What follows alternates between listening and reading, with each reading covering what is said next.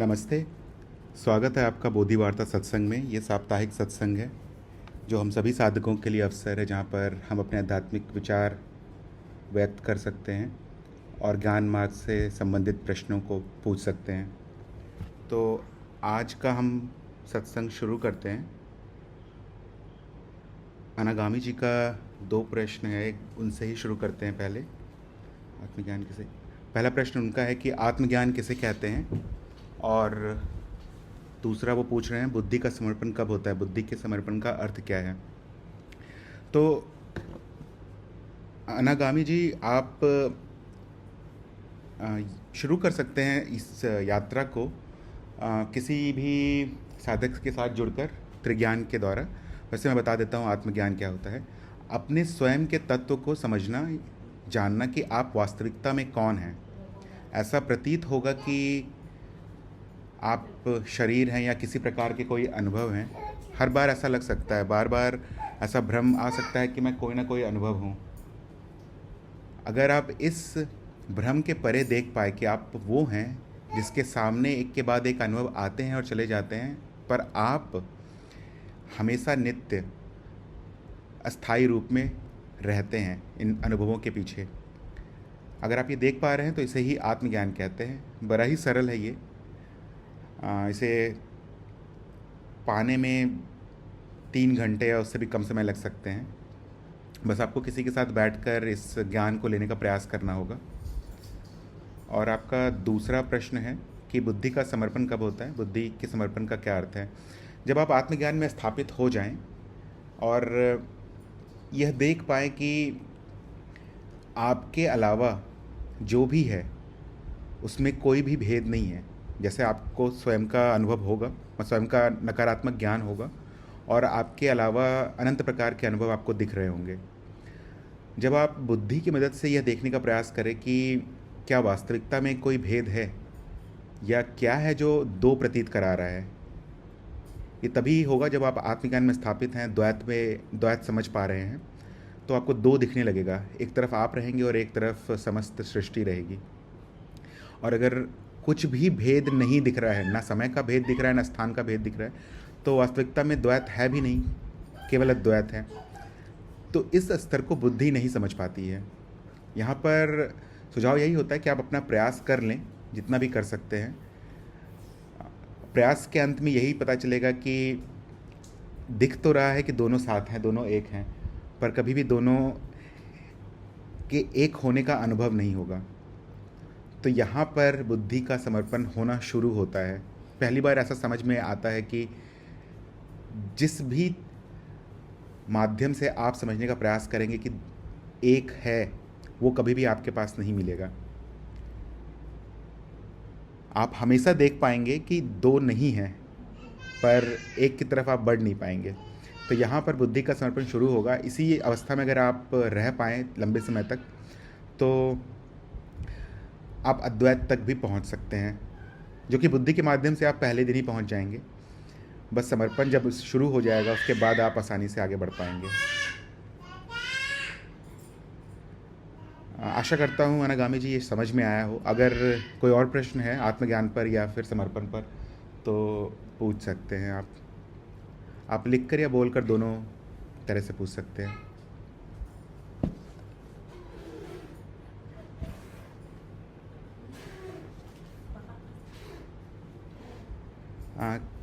केके जी का एक प्रश्न है कि अहंकार के परे कैसे जा सकते हैं।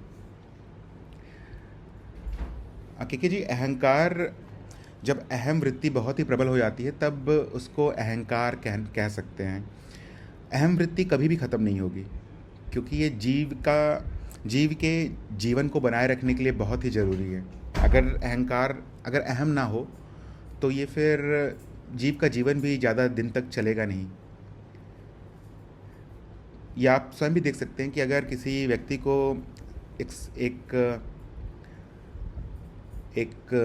साधारण सा कार्य करना हो, जैसे रोड क्रॉसिंग करना हो, अगर उसमें अहम वृत्ति ना हो और उसकी तरफ अगर बस आ रही हो, तो वो भागने का प्रयास नहीं करेगा। वो उसे एक अनुभव की तरह ही देखेगा और शायद कोई दुर्घटना हो जाए या फिर जीव का जीवन ही अंत हो जाए।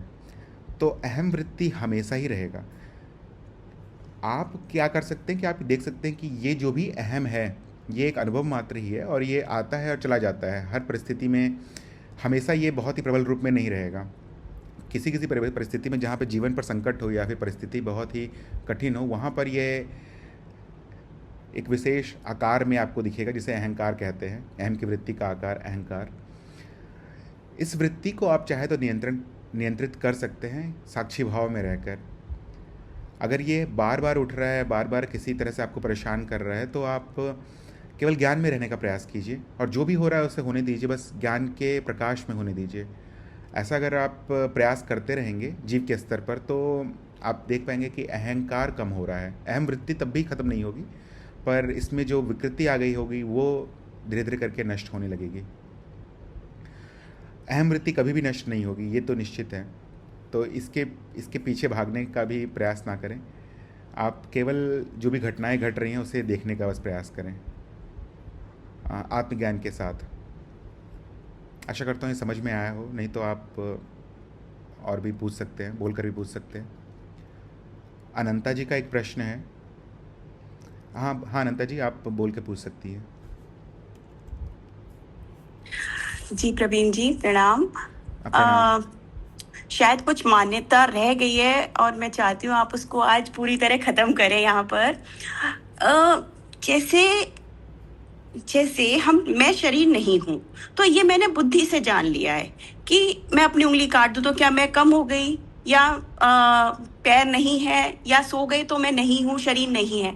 लेकिन जब शरीर में दर्द होता है या बीमारी होती है तो हम अपने को शरीर के साथ जुड़ा हुआ महसूस करते हैं।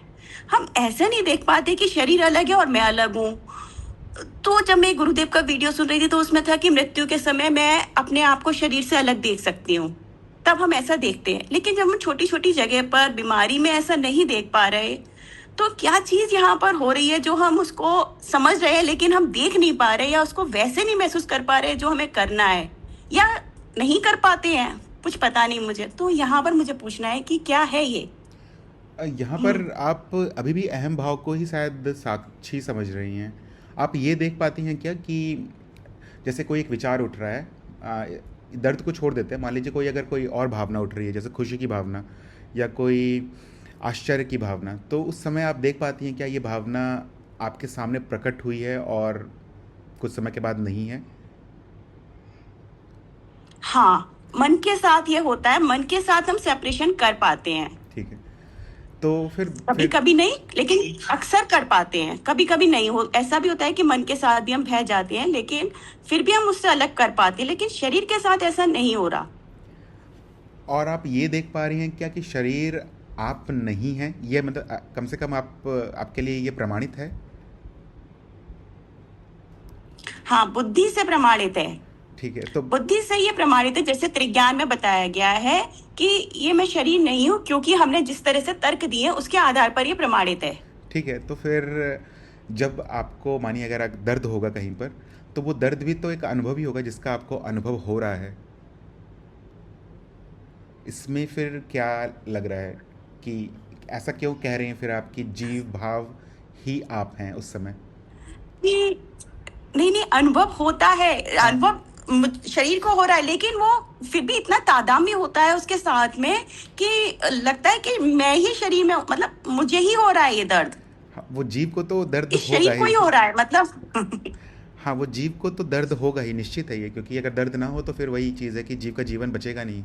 पर और उस समय जीव कार्य भी करेगा, जो भी आवश्यक कार्य होगा उस परिस्थिति को ठीक करने का, वो भी करेगा। पर ये आप देख पाएंगे कि जीव कर रहा है, जो भी जरूरी है वो कर रहा है उस समय। आप जो पीछे हैं, जो देख रही है इस अनुभव को, वो अभी भी स्वतंत्र है, वो अभी भी बंधन से मुक्त है सभी। पर जीव को करना ही पड़ेगा वो कार्य। दर्द होगा ही, भले ही अगर आप किसी भी स्तर पर रहें ज्ञान के, जो नैसर्गिक है, जो प्राकृतिक है, वो होता ही रहेगा। उससे मतलब वो एक बनी हुई प्रक्रिया है। अगर किसी का कहीं पर भी दर्द हो तो जीव में जो अहम भाव है वो बुद्धि को प्रेरित करेगा कुछ उपाय ढूंढने के लिए। आप क्या कर सकती हैं? आप उस स्थिति में इस सभी प्रक्रियाओं को होते हुए देख सकती हैं, पर ये प्रक्रियाओं को रोक नहीं पाएंगी आप। रोकना मतलब खतरनाक ही होगा किसी न किसी तरह से। अगर आपको कभी भी लगे कि ये मुझे हो रहा है, तो देखिए कि ये मुझे कौन है इस परिस्थिति में। ऐसा हो सकता है जब परिस्थिति बहुत ही गंभीर हो, या फिर जैसे परिवार में कुछ लड़ाई झगड़ा हो, या फिर ऑफिस में कुछ परेशानी हो, रोड पर कुछ परेशानी हो, समाज में कुछ परेशानी हो, तो ऐसा विचार आ सकता है कि मुझे ठीक करना है इसे। पर अगर उस समय भी अगर आप इस विचार को ले आती हैं कि मैं अनुभव करता हूँ, या फिर अगर आप आत्मज्ञान में स्थापित हो पाती हैं, तो आप देखेंगे कि जीव कर रहा है कुछ जो उसे ठीक लग रहा है, अपनी बुद्धि के अनुसार वो कर रहा है, और आप तब भी स्वतंत्र रहेंगी। आप जब भी किसी गंभीर परिस्थिति में रहती हैं, तो क्या आप ये विचार ला पाती हैं कि आप साक्षी हैं?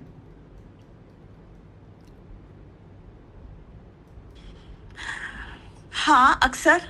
बट ये सिचुएशन के साथ तो होता है, कई बार नहीं होता है, बट हाँ अक्सर हो जाता है कि मेरे को अलग महसूस हो जाता है कि मैं देखने वाली हूँ, ये मैं इसमें नहीं हूँ, ड्रामे में नहीं हूँ, ये अलग है, मैं अलग हूँ। लेकिन जैसे मैंने सुना रमन महर्षि थे या जो और संत थे, वो अपने को बिल्कुल अलग करके उनको दर्द भी महसूस नहीं होता था। कई लोग ऐसे हैं जो शरीर से बिल्कुल अपने को अलग कर लेते हैं। तो मुझे लगता था कि ये भी एक स्टेज होती है क्या साधना की, या दर्द होता ही है? वो स्टेज आ सकती है साधना की, पर उसमें थोड़ा समय लगेगा। जब साक्षी भाव, जैसे अभी बहुत ज़्यादा संभावना है कि साक्षी भाव छूट जाए, बार कुछ अगर बहुत ही विशेष परिस्थिति आ जाए तो साक्षी भाव छूट जाएगा, और ये इस चीज़ की होने की बहुत ज़्यादा संभावना है। तो अभी हम चल ही रहे हैं मार्ग में, तो शायद वो परिस्थिति अभी ना आए, पर ये आप तुरंत देख पाएंगे कि ये मेरे साथ नहीं हो रहा है, मेरे सामने हो रहा है। अभी क्या हो रहा है कि जो एक मान्यता बची हुई है कि मैं शरीर हूँ, या फिर मैं ये जीव हूँ, ये पूरी तरह से नष्ट नहीं हुआ है। इसे होने में थोड़ा समय लगेगा, और ये तभी परिपक्व होगा जब आप साक्षी भाव में लंबे समय तक रहें, या इसकी साधना लंबे समय तक कर पाएँ। ये तुरंत भी हो सकता है अगर आप पूरी तरह से मान्यताओं को नष्ट कर दें कि मैं जीव नहीं हूँ, पर ये अहम भाव और इतनी सारी स्मृतियाँ, इतने सारे संस्कार बने हुए हैं कि सभी का नष्ट होना एक दिन में तो संभव नहीं है। आप किसी भी परिस्थिति में रहें, अगर आप इस विचार को ले आ पा रही हैं कि आप साक्षी हैं, तो आप तुरंत देख पाएंगे कि मेरे साथ नहीं हो रहा है। कभी कभी ऐसा हो सकता है कि आपको याद ना आए, उस परिस्थिति में आप पूरी तरह से जीव बनकर ही करके कर्म करेंगी। जो परिस्थिति का आपने उदाहरण दिया वो भी आती है, पर जैसे रमन महर्षि वो बहुत बड़े ज्ञान मार्गी हैं, उनसे तो अभी मेरे ख्याल से तुलना करना अभी उचित नहीं रहेगा, पर कुछ समय बाद आप निश्चित ही उस परिस्थिति में पहुंच सकती हैं। जी, शुक्रिया प्रवीण जी, धन्यवाद। धन्यवाद प्रश्न पूछने के लिए। अगर किसी और साधक के भी कोई प्रश्न है तो आप लिखकर या बोलकर पूछ सकते हैं। मेरे पास कुछ और प्रश्न आए हुए थे साधकों के, मैं उस पर एक थोड़ा प्रकाश डालने का कोशिश करता हूँ। एक साधक थे, उनका प्रश्न था कि ज्ञान के स्तर में भेद कैसे आता है। तो जब भी कोई साधक शुरू करता है ज्ञान मार्ग, तो शुरुआत में बहुत ज़्यादा संभावना है कि वो अहम भाव को ही साक्षी भाव मान ले, क्योंकि बुद्धि से तो वो देख पाएगा कि उसके सामने कोई भी जो भी अनुभव प्रकट हो रहे हैं वो आ रहे हैं और चले जा रहे हैं। जो चीज़ बच जाता है वही अनुभव करता है, पर संभावना ज़्यादा है कि वो अहम भाव को ही साक्षी भाव मान ले। पर अगर वो साधना के साथ अगर अपने आप को बनाए रख सकता है, जैसे इस विचार को कि मैं अनुभव करता हूँ, सभी अनुभव मेरे सामने प्रकट हो रहे हैं, तो कुछ दिनों में ही या कुछ समय के बाद ही वो ये देख पाएगा कि अनुभव करता है और उसके सामने अनुभव हैं। शुरुआत में शायद वो ये कहे कि मैं अनुभव करता हूँ, पर कुछ दिन के बाद वो कहने लगेगा कि अनुभव करता है। अब यहाँ पर आप देख पाएंगे कि ये सभी के साथ हो रहा होगा मेरे ख्याल से। आप देख पाएंगे कि अब ज्ञान का स्तर बढ़ रहा है। पहले आप माया के स्तर से समझने का प्रयास कर रहे थे, अब आप द्वैत पर आ गए हैं। अब द्वैत में भी आपको कुछ समय तक रहना पड़ेगा। जब आप यहाँ पर रहने लगते हैं, तब आप में ये फिर से स्वाभाविक है कि एक विचार आएगा कि ये अनुभव जो आपके सामने प्रकट है वो आपसे कितना दूर है, या फिर वो है भी क्यों। और फिर यहाँ पर मनन करके आप देख पाएंगे कि अनुभव और अनुभवकर्ता में कोई भेद दिखेगा नहीं आपको कभी भी, जो बुद्धि से आप प्रयास कर पाएंगे। न समय का, न स्थान का, हर समय अनुभवकर्ता और अनुभव साथ ही प्रकट होते हैं। तो जब आप इस स्तर पर अपने आप को बनाए रख पाएंगे कुछ समय तक, तो फिर आप देख पाएंगे कि यहाँ कोई भी भेद नहीं है और इसे ही ब्रह्म ज्ञान कहते हैं। और यहाँ पर आपका मनन समाप्त होता है। जब अब मनन समाप्त होगा उसके बाद निधि ध्यान शुरू होगा, अर्थात आप उस तरह से अपने जीवन को जीना शुरू करेंगे और उसके बाद ही जो भी घटना घटती है वो घटेगी, अर्थात जो भी वास्तविकता में समझ में आना है वो उसके बाद ही समझ में आएगा। कोई भी साधक अपने अनुभव यहाँ पर किसी और के साथ साझा नहीं करता है, क्योंकि अगर जो भी अनुभव आप सुन लेंगे किसी का, वो एक तरह से बंधन बन जाएगा, फिर आप भी उसी अनुभव को पाने का प्रयास करेंगे। और ज़रूरी नहीं है कि एक साधक के साथ जो हुआ हो वो दूसरे साधक के साथ भी हो जाए। तो इस परिस्थिति में आप ज्ञान के साथ बने रहिए। आप देखते जाएंगे कि आपका ज्ञान गहरा होता चला जाएगा। आप जिसे पहले कह रही थी कि या कह रहे थे कि मैं अनुभव करता हूँ, वो वहाँ से आपका स्वयं का ही अनुभव होगा कि आप आसानी से देख पाएंगे कि अब आप कह रहे हैं यहाँ पर कि अनुभव करता है और अनुभव है। कुछ दिनों के बाद केवल मैं हूँ, मैं कहने का मतलब केवल ब्रह्म है और कुछ भी नहीं है। और उसके साथ सभी अनुभव प्रकट रहेंगे और आप ये भी समझ पाएंगे कि जो भी अनुभव प्रकट है वो केवल मिथ्या है, क्योंकि कुछ भी तत्व या फिर कुछ भी अवशेष नहीं बचता है अनुभव के आने जाने के बाद, केवल अनुभवकर्ता बच जाता है। इस कारण से अनुभवकर्ता को ही तत्व माना जाता है। आशा करता हूँ ये समझ में आया होगा। अगर कोई प्रश्न हो तो आप पूछ सकते हैं फिर से। नमस्कार प्रवीण जी। नमस्ते शालिनी जी। जी अभी अनंता जी ने जो प्रश्न किया था कि शरीर में जब दर्द है तो वो उससे अलग नहीं हो पाते हम। हाँ। तो यहाँ पर जैसे आपने बताया कि जो सारे अनुभव हो रहे हैं, चाहे दर्द का अनुभव है तो वो अनुभवकर्ता को ही हो रहे हैं, और क्योंकि दोनों एक ही हैं, अनुभव और अनुभवकर्ता एक ही हैं, तो क्या वो दर्द भी अनुभवकर्ता नहीं है? और जब तक वो दर्द है तब तक अनुभव करता उसका अनुभव करता रहेगा, तो उससे अलग कैसे हो जाएगा वो? दर्द और अनुभव करता ये दोनों दो अलग चीज़ हैं, ये कभी भी एक नहीं होंगे। नहीं, अनुभव और अनुभव करता एक ही है। तो मैं ये पूछती हूँ कि जब तक वो है, जब तक उस दर्द की प्रतीति है, तब तक अनुभव करता और अनुभव एक ही है, वो उसका अनुभव ले ही रहा है। तो ऐसा कैसे हो जाएगा कि वो अनुभव करता उससे अलग हो जाएगा? अगर ये दोनों एक हैं तो फिर आपको दो का पता नहीं चलता ना यहाँ पर, कि कोई अनुभव लेने हाँ, वाला वो है। अनुभव क्रिया है, वो दर्द जो हो रहा है वो अनुभव क्रिया हो गई फिर।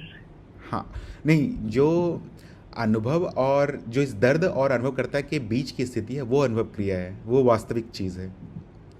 यहाँ पर भी भेद है कि दो हैं, एक तरफ लेने वाला और एक तरफ जो प्रतीति है। इस कारण से द्वैत प्रतीत हो रहा है, और ये द्वैत के स्तर पे ये दोनों एक नहीं है। हाँ बोलिए। मैं द्वैत के लिए नहीं पूछ रही, मैं अनुभव क्रिया एक है। अनुभव जो ले रहा है वो अनुभव करता ही है, क्योंकि अनुभव का जो तत्व है वो अनुभव करता है। तो दर्द जिसको हो रहा है, या दर्द का जो तत्व है, या जो इसको प्रतीति हो रही है, वो भी अनुभव करता ही है। तो अनुभवकर्ता का ही मिथ्या रूप दर्द है। तो जब तक दर्द बना रहेगा, अनुभवकर्ता उसका अनुभव लेता रहेगा, तो वो उससे अलग कैसे हो सकता है? अलग यहाँ पर आपका क्या अनुभव है कि वो दो अलग हैं या एक ही हैं? नहीं, मेरा अनुभव ये है कि जब तक घटना घट रही है, जब तक दर्द है, तब तक वो रहेगा और उसको जाना भी जाएगा। और जब दर्द हट जाएगा, मतलब अनुभव बदल जाएगा या घटना बदल जाएगी, तो फिर अनुभवकर्ता दूसरी चीज का अनुभव लेगा। हाँ, तो यहाँ पर क्या दिख रहा है आपको, दो दिख रहा है या एक दिख रहा है? एक दिख रहा है। तो कैसे पता चल रहा है कि अनुभव करता भी है और दर्द भी है? क्योंकि मैं अनुभव करता हूँ, मुझे ही दर्द हो रहा है, मुझे ही दर्द का मतलब, मैं अगर जीव नहीं हूँ, उसकी बुद्धि से विश्लेषण नहीं कर रही है क्या हो रहा है, किसको हो रहा है, तो जो भी अनुभव हो रहा है वो मुझे ही हो रहा है। हाँ, ये सही बोल रही हैं आप कि जो भी अनुभव हो रहा है वो आपको हो रहा है, पर यहाँ पर फिर भी तो आप देख पा रही है ना कि दो चीज़ है यहाँ पर, वो दोनों साथ हो रहे हैं, ये भी आप देख पा रही हैं। इस कारण से ये कह रही हैं कि दोनों एक ही है, पर उसके बाद भी तो ये आपको इस बात पे आप निश्चित हैं कि दो है यहाँ पर? नहीं, मैं निश्चित नहीं हूँ, मुझे केवल दर्द हो रहा है। किसको हो रहा है मैं ये नहीं कह रही, लेकिन दर्द हो रहा है, उस समय पूरा एहसास है उसका दर्द का। अगर और आप जब तक वो दर्द रहेगा वो एहसास रहेगा।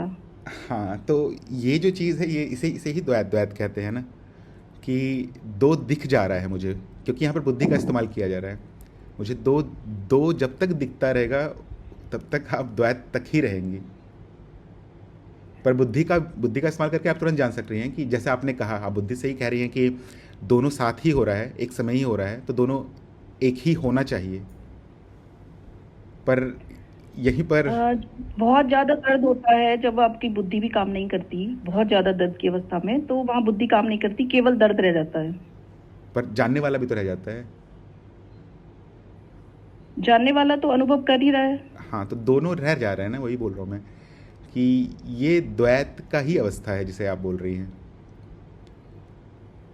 अनुभव क्रिया मैं यहाँ समझ नहीं पा रही हूँ। यहाँ पर वही, जैसा पहले शायद किसी ने पूछा था अभी कि बुद्धि का समर्पण कब करते हैं, तो यहीं तक है जो आप समझ सकती हैं। इसके बाद आप केवल इस जो आपने निष्कर्ष निकाला है कि दोनों एक ही हैं, क्योंकि दर्द है इसलिए अनुभवकर्ता का ज्ञान भी हो रहा है उसी समय, उसी कारण से अनुभवकर्ता का ज्ञान हो रहा है। तो जब आप इस अवस्था में रहें तब इसको कह सकते हैं कि बुद्धि का समर्पण है, और इसके बाद ही फिर ये जो दो होने का भ्रम है ये भी टूट जाता है। इसके बाद कुछ समझाया नहीं जा सकता है। अगर आप इतना देख पा रही हैं कि दो है और दोनों एक ही साथ हैं, तो यहीं पे रहने का मैं सुझाव दूंगा। यहाँ पे रहिए, आप इसको देखने का प्रयास कीजिए कि क्या है जो दो दिखा भी रहा है। जैसे ही अगर दर्द उठ रहा है उसके साथ अनुभवकर्ता का ज्ञान भी हो जा रहा है और दर्द का भी अनुभव हो जा रहा है, तो क्यों आ रहा है, दोनों का कैसे पता चल रहा है आपको? ये अनुभव जी, क्रिया मैं नहीं है, कोशिश करती हूँ। ये अनुभव क्रिया नहीं है। अभी भी ये अनुभव क्रिया का से एक कदम पीछे ही है। पर इस पर रह सकने का आप प्रयास कर सकती हैं, केवल इतना ही कर सकती हैं। साधक के हाथ में केवल इतना ही है। जब बुद्धि ये जान रही है कि ये दर्द मुझे हो रहा है, तो अनुभव करता मतलब जीव बन जाता है। लेकिन जब बुद्धि नहीं काम करती तो फिर अनुभव क्रिया ही है, दर्द भी है या जो भी है, कोई भी अनुभव है वो अनुभव क्रिया ही होगी। नहीं, बुद्धि मान लीजिए नहीं भी काम करे किसी व्यक्ति का किसी कारण से, तब भी संभावना है कि वो उसे, तब तो शायद वो ज्ञान मार्ग में आगे नहीं बढ़ पाएगा। पर बुद्धि ही एक कारण नहीं है, बुद्धि एक अवरोध है द्वैत से अद्वैत में जाने का। पर बुद्धि ये कारण नहीं है कि आपको अनुभवकर्ता का ज्ञान पता चलता रहे हमेशा। अवरोध के रूप में ये आपको दिख रहा है अभी, पर इसके जो अज्ञानी है, जिनको ज्ञान नहीं है अनुभव और अनुभव क्रिया का, तो अनुभवकर्ता का, तो वो अनुभव क्रिया में तो है लेकिन उन्हें ज्ञान नहीं है। नहीं, वो अनुभव क्रिया में भी नहीं है, वो बहुत पीछे है। जो अज्ञानी नहीं, अनुभव क्रिया तो अस्तित्व में है, वो केवल ज्ञान के उस पे फर्क पड़ता है ना। अनुभव क्रिया तो हमेशा ही है, चाहे अज्ञान है या ज्ञान है, वो तो रहेगी हमेशा। हाँ, अगर आप सत्य की बात कर रही हैं तो अनुभव क्रिया ही रहेगा।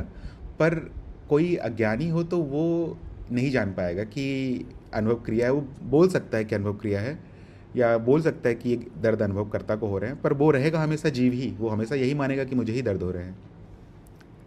अगर आप वास्तविकता बोल रही हैं तो वो हमेशा ही अनुभव क्रिया ही के रूप में प्रकट रहेगा। तो तथ्य और ज्ञान में फिर थोड़ा अंतर हो गया। मुझे लगता है कि तथ्य ये है कि दर्द हो रहा है, और ज्ञान ये है कि मैं अनुभवकर्ता को दर्द हो रहा है, अनुभवकर्ता को दर्द हो रहा है, या अनुभव क्रिया है। आप फिर से बोलिए, आप आखिरी लाइन क्या बोली? तथ्य है कि दर्द है। हाँ, ये तथ्य है। हाँ, जो भी अनुभव हाँ, हो रहा है दर्द वो प्रकट है। अनुभवकर्ता को हो रहा है, और ये तथ्य है। अगर इसका विभाजन किया जा रहा है, ये विभाजन देखा जा रहा है, तो ये तो द्वैत की स्थिति है। अगर विभाजन नहीं देखा जा रहा, दर्द ही है, तो फिर ये अनुभव क्रिया है। नहीं, ये जरूरी नहीं है कि ये अनुभव क्रिया हो। अगर ज्ञानी व्यक्ति है और केवल अनुभव मात्र ही बच रहा है, तो फिर कह सकता है, तब कहा जा सकता है कि अनुभव क्रिया है। पर अगर अज्ञानी है तो फिर कैसे कहा जा सकता है कि वो अनुभव क्रिया है? वो तो जीव के स्तर पे ही ये समझ रहा है कि दर्द है। तो ज्ञान और अज्ञान तो फिर बुद्धि से आ गया ना, फिर तो बुद्धि आगे द्वैत आ ही गया। हाँ, वही मैं भी वही कह रहा हूँ कि आप कुछ भी प्रयास कर ले, आप द्वैत तक ही रह पाएंगी। द्वैत से अनुभव क्रिया तक आप बुद्धि से नहीं जा पाएंगी। आप क्या प्रयास कर सकती हैं कि इस चीज़ जो जो भी चीज़ आपने कहा अभी कि दर्द है और उसके साथ अनुभवकर्ता का ज्ञान भी हो जा रहा है, जो आपने पहले कहा था कि अनुभवकर्ता का ज्ञान भी हो जा रहा है और दर्द भी हो दिख रहा है, पर ये दोनों साथ ही हो रहा है तो दोनों को एक ही होना चाहिए, जो आप ये आपका पहला लाइन था। आप इसी वाक्य पे रहिए और देखने का प्रयास कीजिए कि दो क्यों है, दो का ज्ञान हो भी क्यों रहा है आपको, जब ये पता चल रहा है बुद्धि से कि दोनों तो एक ही हैं। यहीं तो पर बुद्धि का आना तो स्वाभाविक नहीं होगा, क्योंकि ये तो प्रकृति ने बनाई है, उस दर्द को मिटाने के लिए एक बुद्धि कुछ प्रयास तो करेगी, तो स्वाभाविक अवस्था तो स्वाभाविक वृत्ति तो चलेगी ही। हाँ, बुद्धि रहेगी, पर बुद्धि के परे भी जाया जा सकता है। बुद्धि का जो कार्य है वो करता रहेगा बुद्धि, पर बुद्धि के परे संभावना है जाने की, और बहुत सारे साधक चले जाते हैं, तो ये हो सकता है। यहीं पर बस तो उस मतलब समय बुद्धि दर्द का होगा या दर्द दिखेगा, बस कैसे होगा, मतलब उसका अनुभव कैसे होगा फिर? उस समय भी दर्द होगा, पर आपको उससे कोई परेशानी नहीं होगी। जैसे अभी दर्द होगा तो फिर बुद्धि के पास एक ही उपाय बचता है कि कुछ करके इस दर्द को कम किया जाए। उस समय आपके पास पूरी चेतना है, मतलब पूरा सामर्थ्य रहेगा, जो भी करना चाहे आप कर सकते हैं सब चीज़ के साथ। पर ये आप अपने तो अनुभव में बुद्धि ही तो उस ढूंढे। समय भी चलेगी, हाँ, दर्द होता है। हाँ, बुद्धि उस समय भी चलेगी, पर ये आप अपने अनुभव में ढूंढेंगे तो ज़्यादा समझ में आएगा। अगर जी मैं कुछ भी बोलूँगा जी वो एक तरह से बंधन बन जाएगा वो। आप फिर वो ऐसा जी ही जी ढूंढने का जी प्रयास करेंगे, ठीक। संभावना है कि वैसा ना हो, बहुत ज़्यादा संभावना है कि वैसा ना हो। आपका जी, जो पहला लाइन था वो एकदम सही था, धन्यवाद। आप उसी पे बने रहिए बस। जी, धन्यवाद। मैं अगले प्रश्न पर बढ़ता हूँ। अगर किसी सत्यम जी कह रहे हैं कि यहाँ मान्यता है कि अनुभवकर्ता को दर्द होता है। जो कहना चाह रही थी मेरे ख्याल से शालिनी जी, कि अनुभवकर्ता के सामने दर्द प्रकट है और अनुभवकर्ता को पता चल रहा है दर्द का। मैं अगले प्रश्न पर बढ़ता हूँ। अगर किसी और साधक के कोई प्रश्न है तो वो लिखकर या बोलकर पूछ सकते हैं। अगला प्रश्न है कि सभी अनुभव मान्यता कैसे हैं।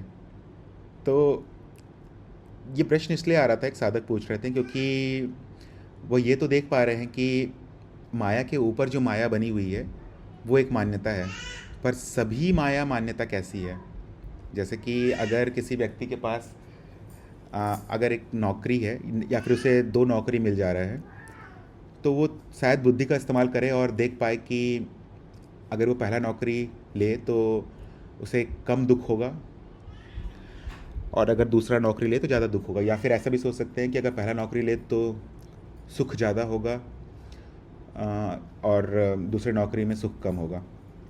तो ये जो परिस्थिति है ये मान्यता के ऊपर एक मान्यता बनी हुई है। पहला एक अनुभव प्रकट है, उस अनुभव में एक नौकरी प्रकट है, वहाँ पर एक दुख और सुख आने की संभावना है, और उसके ऊपर एक और मान्यता बनी हुई है कि कम या ज़्यादा हो सकता है ये दुख या सुख।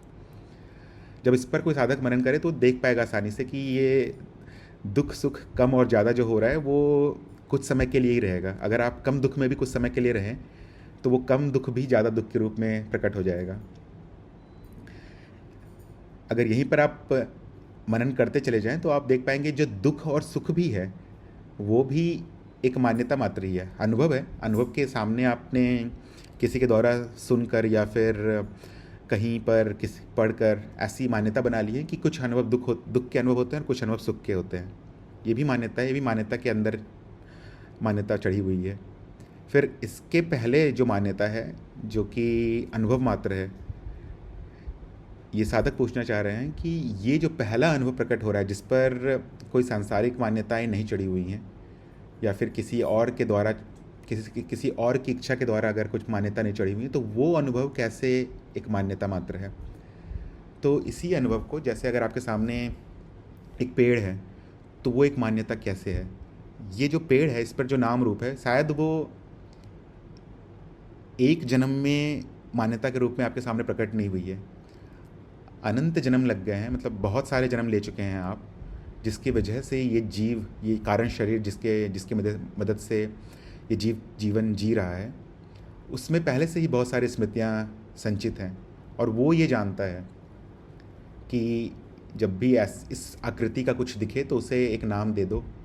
अगर बहुत सारी पत्तियां हैं और उसमें जड़ है, कुछ है, तो उसको नाम दिया जा सकता है पेड़ का।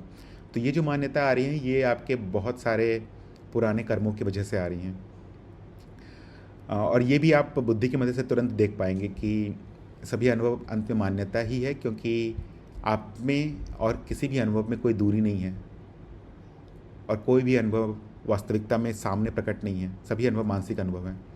तो अगर सभी अनुभव मानसिक अनुभव हैं तो फिर जो भी नाम रूप आप दे रहे हैं वो कहाँ से आ रहा है? किसी स्मृति से ही आ रहा होगा। शायद उस स्मृति तक आपकी पहुँच नहीं है या फिर हमारी पहुँच नहीं है अभी तक, पर आ तो रही होगी किसी स्मृति से ही, और वो स्मृति ही मान्यता का कारण बन जाती है। जैसे जैसे आप आगे बढ़ते जाएंगे ज्ञान मार्ग में ये सारी मान्यताएं आपको दिखने लगेंगी। आशा करता हूँ समझ में आया हो। अगर कोई और प्रश्न हो तो आप बोलकर या लिखकर पूछ सकते हैं। मेरे पास 2 प्रश्न बचे हैं। एक साधक पूछ रहे थे कि मैं कैसे जान सकता हूँ कि भविष्य में अस्तित्व रहेगा या नहीं। मैं अभी तो प्रयास कर रहा हूँ ज्ञान लेने का, पर भविष्य में ना रहे। बड़ा ही सरल है। आप ये देखने का प्रयास कर सकते हैं कि भविष्य किस चीज़ पर निर्भर करता है।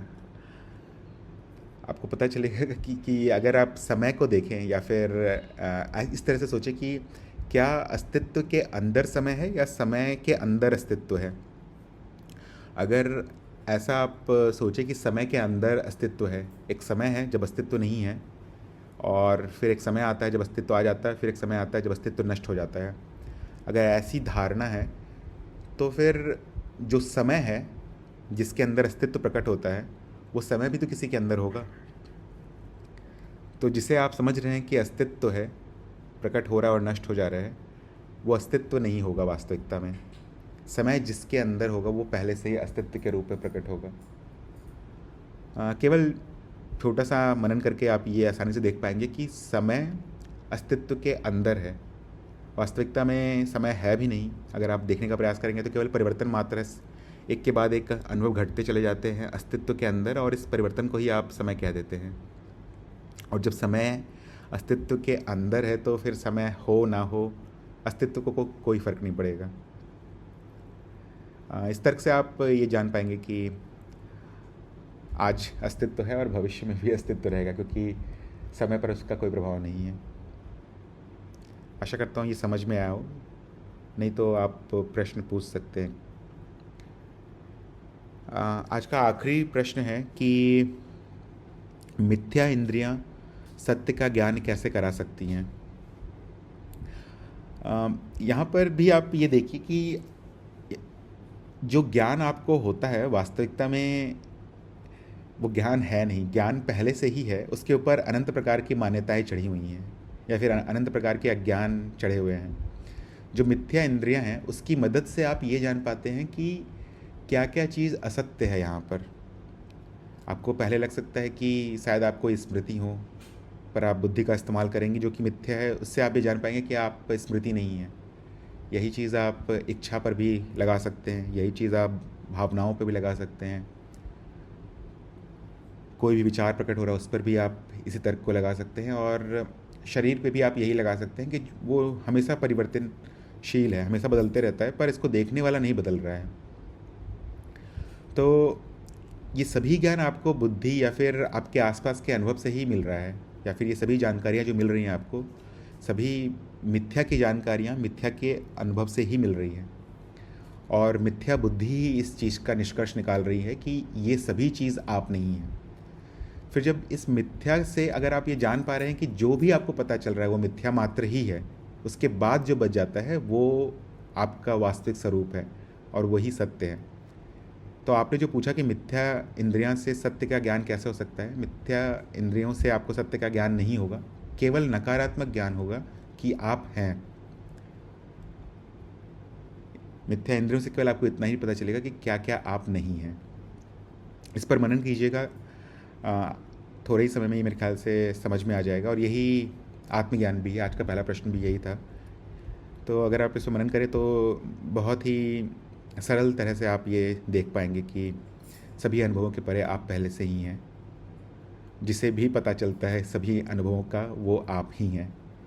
और जो भ्रम पैदा होता है कि ये मेरे साथ हो रहा है या मैं कर रहा हूँ, वो केवल मिथ्या मात्र ही है, केवल अनुभव है जो अभी है, शायद थोड़ी देर में चला जाएगा। तो आज के प्रश्न समाप्त होते हैं यहाँ पर। अगर किसी और साधक के कोई प्रश्न है तो आप बोलकर या लिखकर पूछ सकते हैं।